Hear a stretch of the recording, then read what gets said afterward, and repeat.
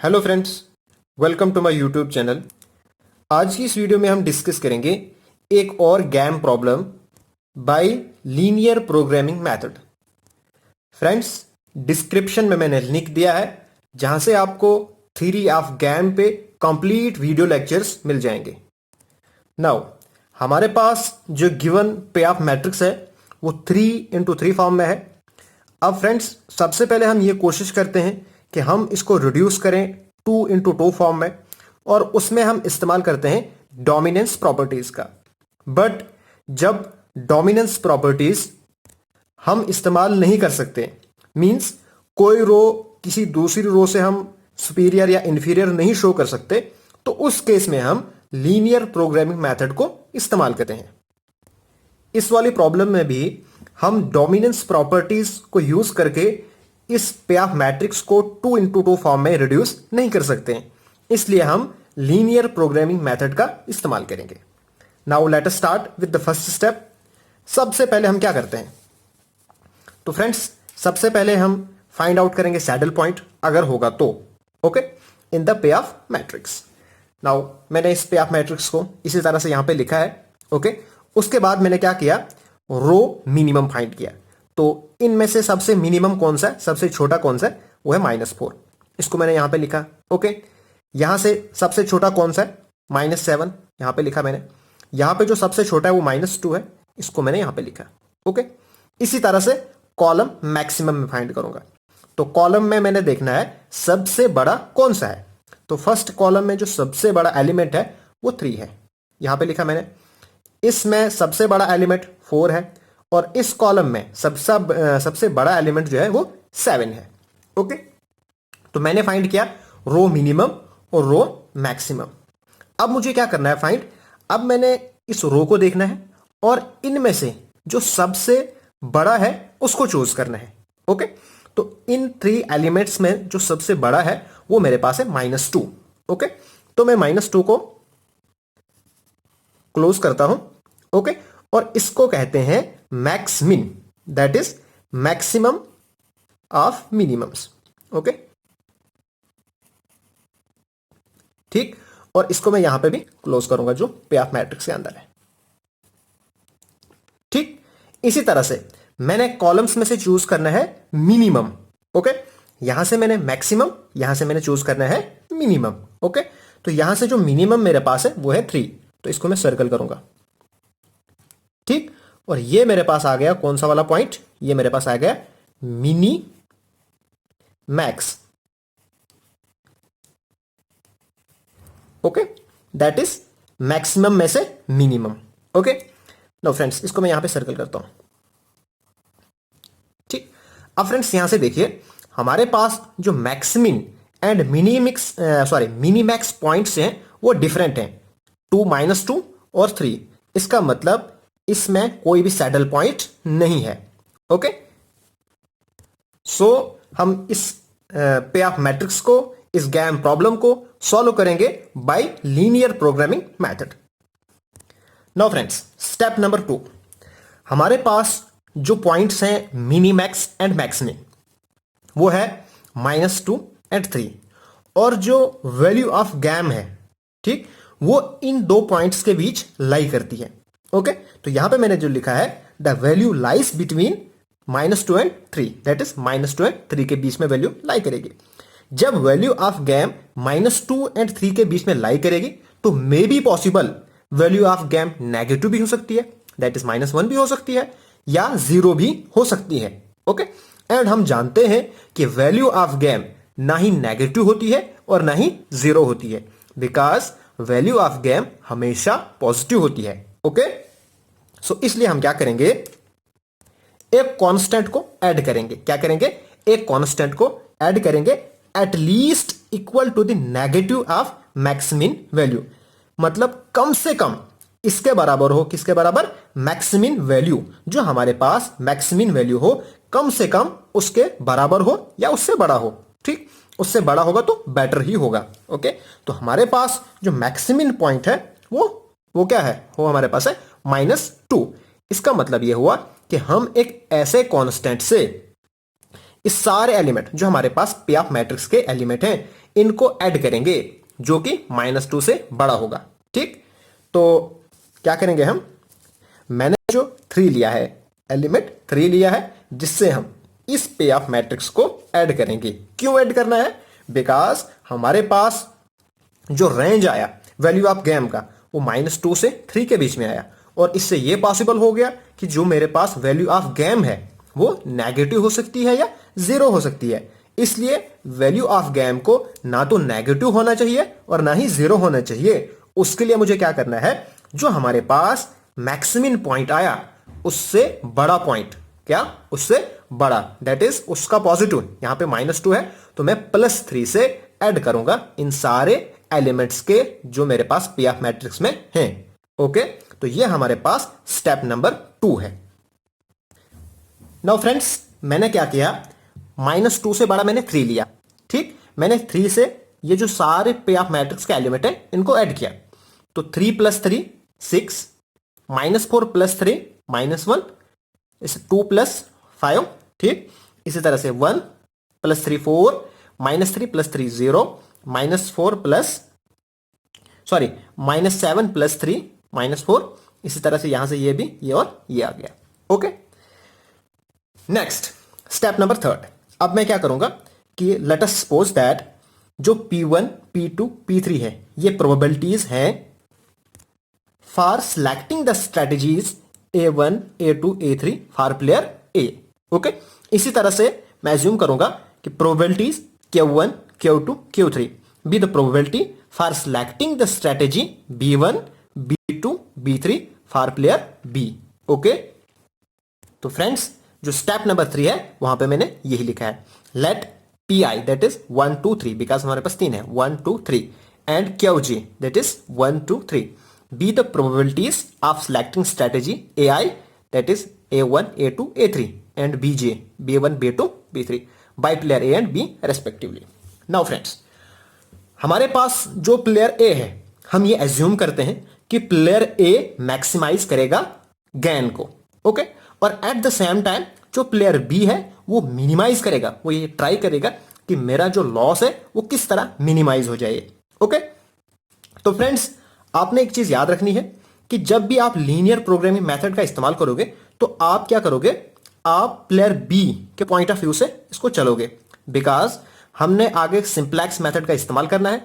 तो जब हम प्लेयर B के पॉइंट ऑफ व्यू से चलेंगे तो हमारे पास जो प्रॉब्लम आएगी, जो लीनियर प्रोग्रामिंग प्रॉब्लम कंस्ट्रक्ट होगी वो मैक्सिमम में कंस्ट्रक्ट होगी। ठीक, दैट इज मैक्सिमाइजेशन प्रॉब्लम बनेगी। तो वहां से हमारे पास सिंप्लीफाई मतलब जो सिंप्लीफिकेशन होगी वो इजी होगी। ओके, इसलिए आपको ये याद रखना है कि जब भी आप इसको सॉल्व करेंगे तो प्लेयर B के पॉइंट ऑफ व्यू से चलोगे, क्योंकि उससे फिर इजीनेस हो जाएगी for the sake of simplicity. तो इसलिए मैंने लिखा है the expected loss for player B will be as follow. अब हम ये एज्यूम करते हैं कि प्लेयर B क्या करेगा, अपने लॉस को मिनिमाइज करेगा, इसलिए हम क्या लिखेंगे, इसकी इक्वेशंस यहां पे लिखेंगे। तो फ्रेंड्स देखिए, जब प्लेयर A यूज करेगा स्ट्रैटेजी A1 स्ट्रैटेजी, ओके, तो उस केस में जो वैल्यू ऑफ गैम होगी फॉर प्लेयर B वो क्या होगी, 6 into Q1। Okay, 6 into Q1 plus, अब यहां पे माइनस है इसलिए माइनस आया, plus -1 into Q2। Okay, that is -Q2 plus 5Q3 less than equal to V। कब, जब हमारे पास जो प्लेयर A है वो यूज कर रहा है A1 स्ट्रैटेजी। ओके, इसी तरह से जब प्लेयर A यूज करेगा A2 स्ट्रैटेजी तो value of game for player B क्या होगा, 4 into Q1, 0 into Q2, -4 into Q3। वही मैंने यहां पे लिखा है। ठीक, less than equal to V। इसी तरह से जब प्लेयर A यूज करेगा स्ट्रैटेजी A3 तो एक्सपेक्टेड जो लॉस होगा यानी कि जो value of game for player B होगी वो क्या होगी, 1 into Q1 plus 7 into Q2 plus 10 into Q3। तो यहां पे मैंने लिखा है friends 1 into Q1 plus 7 into Q2 plus 10 Q3 less than equal to V। Okay, और Q1 plus Q2 plus Q3 is equal to 1, because हम जानते हैं कि sum of probabilities is equal to 1। Okay, और Q1, Q2, Q3 is greater than और equal to 0। क्यों? Because जो probability होती है या तो वो 0 होती है या 0 से ग्रेटर होती है। ओके, तो फ्रेंड्स ये हो गया हमारे पास स्टेप नंबर 3 कंप्लीट। नाउ अब हम करेंगे स्टेप नंबर 4। तो स्टेप नंबर 4 में हमने करना क्या है, हमने जो हमारे पास इनइक्वलिटीज एंड इक्वलिटी है, हमारे पास ये 3 इनइक्वलिटी है और एक इक्वलिटी है, इसमें हमने डिवाइड करना है both side by v। Okay, तो फ्रेंड्स ये आपको याद रखना है। यहां से हम जब करेंगे तो ये आएगा 6Q1 divided by v minus इसी तरह से Q2 divided by v plus 5Q3 divided by v less than और equal to v divided by v आएगा 1। ओके, इसी तरह से 4Q1 divided by v plus 0Q2 divided by v minus 4Q3 divided by v less than और equal to 1। इसी तरह से last वाली जो हमारे कांस्टेंट है इसको भी करना है और इसको भी करना है। यहां पे मैंने लिखा है Q1 ये। ओके, और यहां पे Q1 by v plus Q2 by v plus Q3 by v is equal to 1 by v, because यहां से आएगा ये 1 बाई v। ओके फ्रेंड्स, अब देखिए फ्रेंड्स हम क्या करेंगे for the sake of simplicity, आसानी के लिए हम क्या करेंगे, जो हमारे पास Q1 बाई v है इसको हम सपोज करेंगे y1 और जो Q2 बाई v है इसको सपोज करेंगे हम y2 एंड जो हमारे पास Q3 बाई v है इसको सपोज करेंगे हम y3। ओके, तो फ्रेंड्स देखिए हमारे पास जो प्रॉब्लम है वो बनेगी क्या। तो फ्रेंड्स देखिए अभी हम क्या देख रहे हैं, प्लेयर बी के पॉइंट ऑफ व्यू से देख रहे हैं। ओके, तो प्लेयर बी ने जो प्लेयर बी का मेन मोटिव है वो क्या है, लॉस को मिनिमाइज करना। ओके, दैट इज हमारे पास जो v है, क्या हमारे पास जो v है उसको मिनिमाइज करना है। तो इसका मतलब क्या है कि जो 1/v है इसको मैक्सिमाइज करेगा, बिकॉज अगर v मिनिमाइज है तो इसका जो रेसिप्रोकल होगा वो मैक्सिमाइज होगा। ओके, इसलिए हम क्या करेंगे, हम यहां पे लिखेंगे maximize ZQ which is equal to 1/v। Okay, because जो मैक्सिमम है वो उल्टा होता है मिनिमम का। Okay, 1/v is equal to, अब यहां पे देखिए Q1 बाई v किसके बराबर है, y1 के बराबर। तो यहां पे आएगा y1 plus y2 plus y3 और सब्जेक्ट टू कॉन्स्टेंट्स, हमारे पास जो कॉन्स्टेंट है वो क्या बनेगी। तो फ्रेंड्स यहां से देख सकते हैं आप जो कॉन्स्टेंट है वो बनेगी 6 इंटू y1 बिकॉज Q1 बान v किसके बराबर हमने लिया है, y1 के बराबर, minus y2 plus 5y3 is less than equal to 1।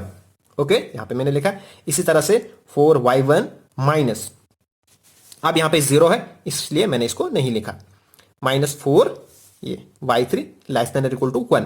इसी तरह से मैंने लास्ट वाली कांस्टेंट भी लिखी एंड y1 यहां पे है y2, y3 is greater than और इक्वल टू 0। ओके, तो फ्रेंड्स अभी हमारे पास लीनियर प्रोग्रामिंग प्रॉब्लम बन गई। अब हम इसको क्या करेंगे, सिंपलेक्स मेथड से सॉल्व करेंगे। ओके, मेन चीज थी समझने की यहीं तक, यहां से आगे आप बहुत ही ईजी है। तो हमने सबसे पहले सिंपलेक्स मेथड में क्या करते हैं, हम इंट्रोड्यूस करते हैं स्लेक वेरिएबल। ओके, जो हमारे पास 3 इनइक्वलिटीज है इनको इक्वलिटीज में कन्वर्ट करने के लिए। ओके, तो फ्रेंड्स मैंने लिखा है maximize ZQ which is equal to y1 plus y2 plus y3। तो हमारे पास 3 कॉन्स्टेंट है इसलिए मैंने 3 स्लेक वेरिएबल को ऐड किया है, सब्जेक्ट टू कॉन्स्टेंट। पहली कॉन्स्टेंट इसको S1 ऐड किया slack variable is equal to 1, फिर इनइक्वलिटी खत्म होकर इक्वलिटी में आएगी। इसी तरह से 4y1 minus 4y3 plus S2 is equal to 1, इसमें S2 मैंने स्लेक वेरिएबल ऐड किया। इसी तरह से यहां पे मैंने S3 ऐड किया। ओके, और जो मेरे पास y1 y2 y3 S1 S2 S3 ये सारे के सारे greater than or equal to 0 है। ओके, नाउ अब सबसे पहला टेबल मैं सिंप्लेक्स टेबल कॉन्स्ट्रक्ट करता हूं, initial solution is given in the table. तो फ्रेंड्स ये मेरे पास टेबल है, जैसे कि आप सबको सिंप्लेक्स टेबल आता है, अगर आपको नहीं आता है डिस्क्रिप्शन में मैंने लिंक दी है जहां से आपको सिंप्लेक्स मेथड मैंने डिटेल में डिस्क्राइब किया है, वहां से आपको मिल जाएगा। यहां पे भी मैं समझाऊंगा बट वहां से मैंने आपको डिटेल में किया हुआ डिस्कस। तो फ्रेंड्स सबसे पहले क्या करते हैं, जो हमारे पास ये होता है इसमें जो सीजेज होते हैं इनको हम लिखते हैं दैट इज कोफिशिएंट। तो यहां पे मेरे पास 1 1 1 बाकी 0 0, तो सीजे मैंने लिखा 1 1 1 एंड 0 0 बिकॉज y1 का कोफिशिएंट 1 है, y2 का 1 है, y3 का 1 है, बाकी का 0 है। ओके, उसके बाद हम लिखेंगे सॉल्यूशन वैल्यूज। तो सॉल्यूशन वैल्यूज कौन सी वैल्यू आती है, ये वाली इज इक्वल टू के आगे। ठीक, तो मैंने यहां पे लिखा। उसके बाद variable in the basis. Variable in the basis में कौन से वेरिएबल आते हैं? जो कि हमने स्लैक वेरिएबल ऐड किए हैं। तो हमने जो स्लैक वेरिएबल ऐड किए हैं वो है S1, S2 and S3। Okay, और इनके coefficient of the base, CB होता है कोफिशिएंट ऑफ द बेस। तो कोफिशिएंट ऑफ द बेस हमारे पास S1 का कोफिशिएंट 0 है, देखिए 0 0 0, तो इसलिए मैंने लिखा यहां पे भी 0, यहां पे भी और यहां पे भी 0। ओके फ्रेंड्स, उसके बाद ये वाला टेबल फिल किया। तो ये वाला टेबल कहां से फिल किया? जो हमारे पास कांस्टेंट है, ठीक, इनके जो कोफिशिएंट है, जैसे y1 का कोफिशिएंट 6 है तो 6, y2 का -1, y3 का 5 तो 5, इस तरह S1 का 1।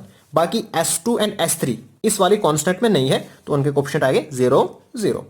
इसी तरह से दूसरी कांस्टेंट, तो यहां पे हमारे पास y1 का कोफिशिएंट 4 है, ठीक, तो y2 है नहीं इसमें, इसलिए y2 का कोफिशिएंट 0, y3 का -4, S2 का 1 और S1 का भी 0 है और S3 का भी 0 है, बिकॉज इसमें ना ही S1 है और ना ही S3 है।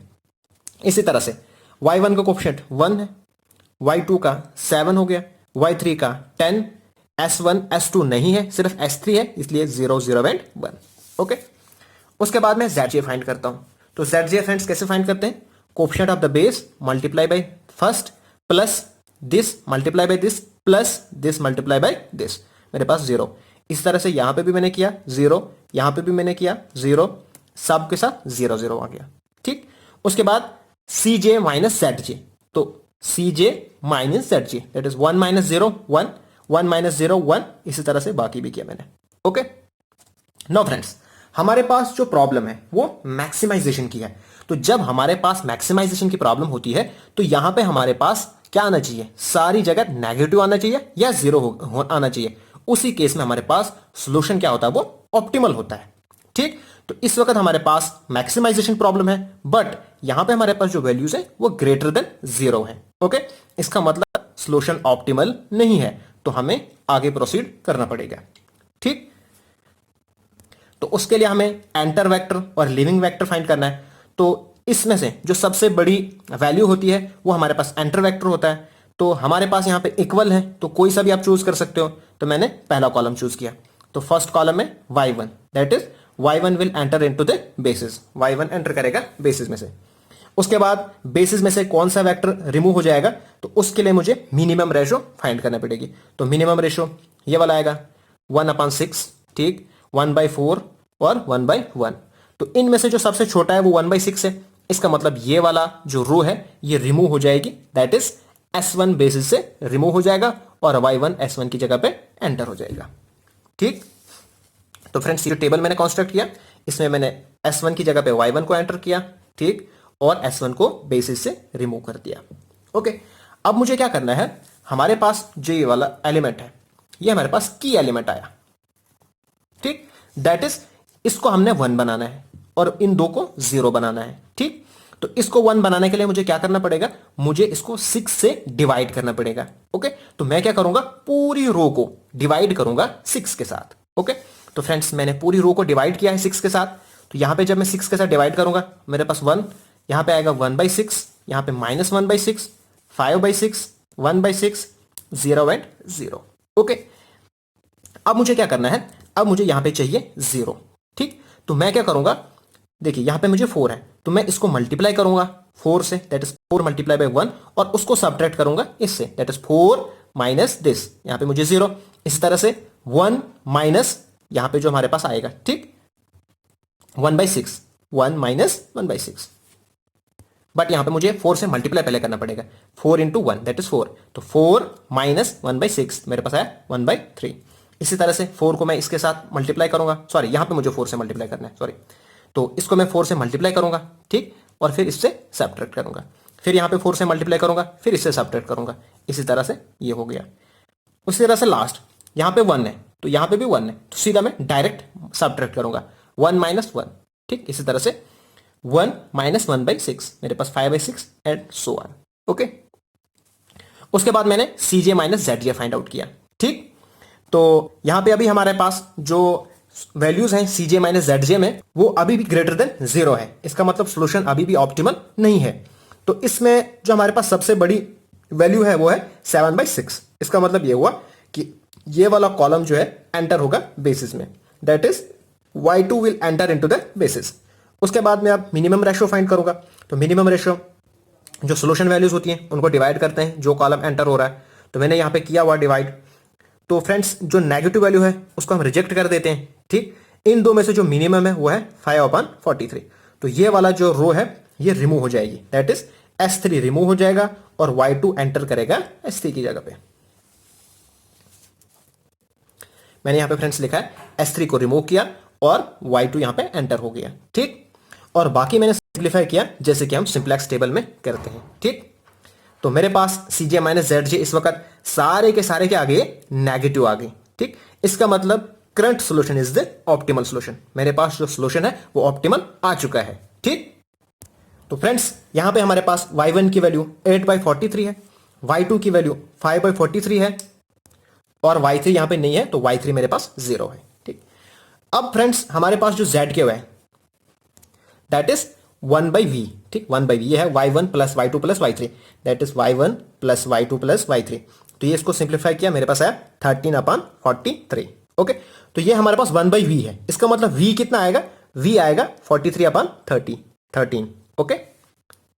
उसके बाद क्या करेंगे हम, जो हमारे पास ये सोल्यूशन वैल्यूज आई इनको हम कन्वर्ट करेंगे बैक जो हमारे पास ओरिजिनल वेरिएबल्स थे, ठीक।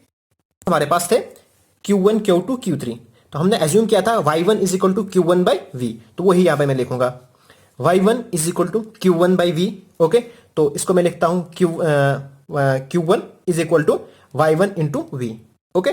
तो y1 की वैल्यू पुट करता हूं मैं, y1 मेरे पास आया 8/43, ठीक, 8/43 इंटू v मेरे पास क्या है 43/13, ठीक। इसको मैंने सिंप्लीफाई किया, मेरे पास आया 8/13, ओके। इसी तरह से y2 की भी वैल्यू मैं फाइंड करूंगा, y2 मेरे पास है Q2/v और Q2 मेरे पास आएगा v इंटू y2, v मेरे पास है 43/14 और y2 मेरे पास है 5/43, ठीक। मैंने यहां पे लिखा, ओके। इसी तरह से y3 भी, y3 मेरे पास क्या है 0 है, तो 0 हो गया, ठीक। अब the optimal strategies for player A R obtained from the Cj रो। अब हमारे पास जो प्लेयर ए के लिए स्ट्रेटेजीज बनेगी वो हमारे पास जो ये लास्ट टेबल है यहां से आएगी, और कौन से वेरिएबल्स की आएंगी, Cj माइनस Zj आएंगी, जो हमारे पास स्लेक वेरिएबल है इनके कॉरस्पॉन्डिंग, ओके। तो हमारे पास जो x1 है, x1 क्या आएगा मेरे पास, x1 आएगा 6/43, नेगेटिव को रिमूव कर देना है।